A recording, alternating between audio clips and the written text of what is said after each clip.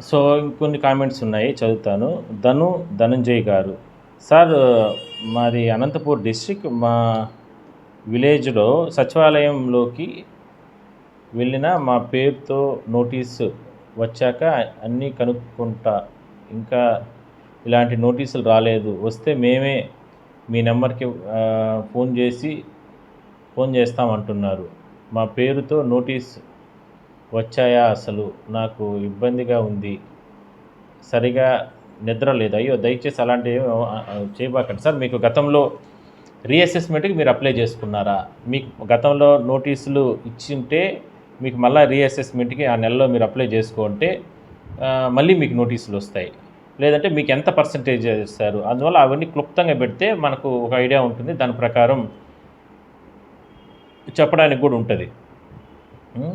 ఏం tension పడబాకండి sir. ఖచ్చితంగా మీకు ఒకవేళ రీఅసెస్మెంట్లో నోటీసులు వస్తే మీకు నోటీసులు అయితే ఖచ్చితంగా మళ్ళీ వాళ్ళు ఇస్తారు.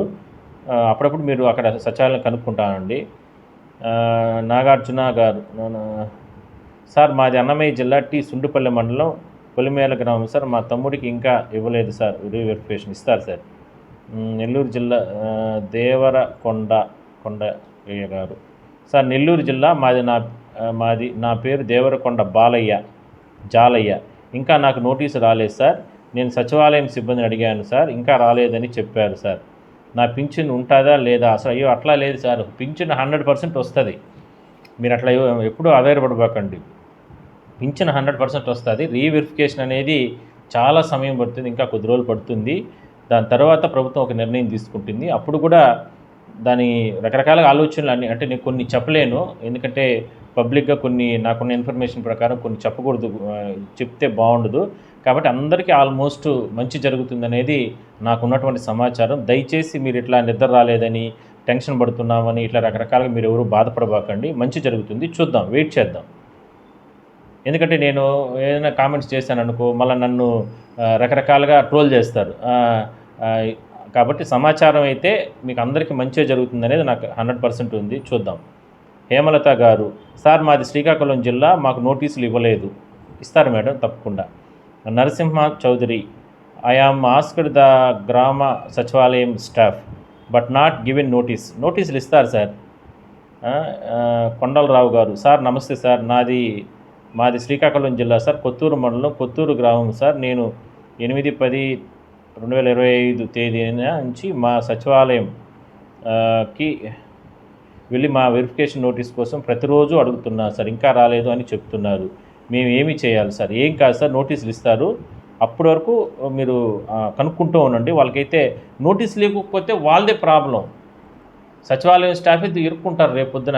నోటీసులు మీకు ఇస్తేనే నోటీసులు 100% ఇస్తారు. వాళ్ళ బాధ్యత అది.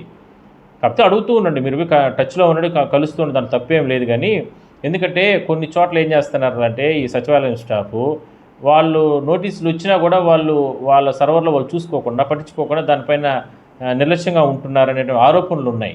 కాబట్టి అందరూ అని కాదు, కొన్ని చోట్ల మాత్రం. కాబట్టి నోటీసులు 100% ఇస్తారు. నోటీసులు ఇచ్చిన తర్వాత మీ దగ్గర సైన్ తీసుకుంటారు. అన్నీ వాళ్ళు వెరిఫికేషన్కి అన్నీ ఆ ప్రాసెస్ అనేది చేయాలి. చేయకపోతే వాళ్ళే ఇబ్బందులు పడతారు. కాబట్టి ఖచ్చితంగా నోటీసులు ఇస్తారు. కానీ మీ బాధ్యతగా మీరు కూడా కాస్త వాళ్ళతో టచ్లో ఉండండి.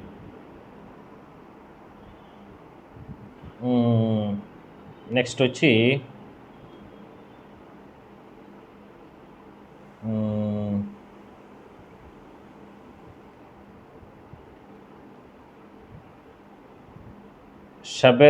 షబీరా గారు మాకు ఇప్పటి వరకు నోటీసులు సచివాలయం సిబ్బంది వెల్ఫేర్ ఇవ్వలేదు. ఏం చేయాలి సార్ అని పెట్టారు. నోటీసులు ఇస్తారు మేడం.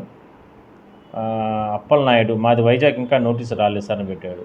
వెంకటేశ్వర్లు ఏ అసెస్మెంట్ నోటీసు నాకు రాలేదు, ఇవ్వలేదు సార్ అని పెట్టారు. సార్ ఇస్తారు సార్ నోటీసులు 100%. భాస్కర్ గారు సార్ నాకు నోటీసులు ఇవ్వలేదు సార్. భాస్కరాచారి మాది రాయచోటి అని పెట్టారు. నోటీసులు ఇస్తారు సార్, ఏమి ఇబ్బంది పడబాకండి. అశోక్ కుమార్ గారు నోటీసులు ఇవ్వకుండా రీఅసెస్మెంట్కి వెళ్ళలేము కదా. మీరు వెళ్ళలేరు. ముక్కుబడిగా అక్కడక్కడ ఏవో కొన్ని నోటీసులు ఇచ్చినట్లున్నారు. లేదండి, తప్పకుండా అందరికీ ఇస్తారు సార్ నోటీసులు. జగన్నాథ్ గారు గవర్నమెంట్ స్టాఫ్ అస్సలు సచివాలయంలో ఇన్ఫర్మేషన్స్కి ఏమీ ఇవ్వడం లేదు సార్. సచివాలయం స్టాఫ్ చాలా బ్యాడ్గా వర్క్ చేస్తున్నారు. ఓకే. గౌరమ్మ గారు నో నోటీస్ సార్ అని పెట్టారు. సన్యాసమ్మ గారు మాకు నోటీస్ రాలేదు, సచివాలయంలో అడిగినా వాళ్ళు ఏం రాలేదు అని చిరాకు పడుతున్నారు అంట. మురుగేష్ గారు మాకింకా సచివాలయం నోటీసులు ఇవ్వలేదు. వెంకటేశ్వర్లు గారు నోటీస్ రాలేదు. ఓకే. రెడ్డి గారు గంగయ్య గారు 100% ఉన్నది కానీ 6,000 ఇస్తున్నారు. అదేంటిది 100% ఉంది సార్? ఒకసారి మీ గతంలో మీరు తీసుకున్న సదరన్ సర్టిఫికేట్ ఒకసారి పోస్ట్ చేయండి.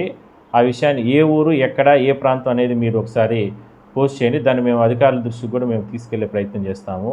మీ యూనియన్ నాయకుల దృష్టికి కూడా తీసుకెళ్తాం. ఎక్కడ, ఏ జిల్లాకు సంబంధించి ఏంటి అనేది కూడా మీరు అక్కడ దాన్ని ఫోటో తీసి పోస్ట్ చేయండి.